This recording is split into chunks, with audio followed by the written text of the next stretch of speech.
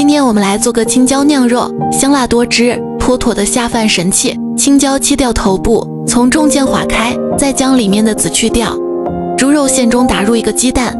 加葱姜末，1勺料酒，1勺生抽，半勺老抽，1勺蚝油，小半勺五香粉，少许盐鸡精，1勺淀粉，搅拌均匀。将肉馅塞入青椒中，然后再来调一个料汁，碗中加入1大勺生抽，半勺老抽，1勺陈醋，1勺蚝油，半勺糖，半碗清水，搅拌均匀。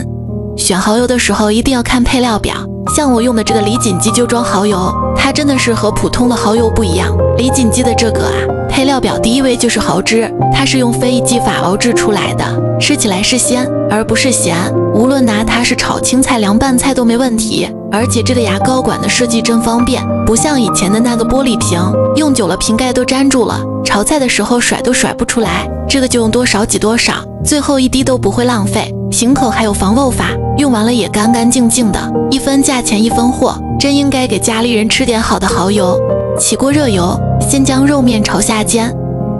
然后将青椒煎出虎皮后盛出备用。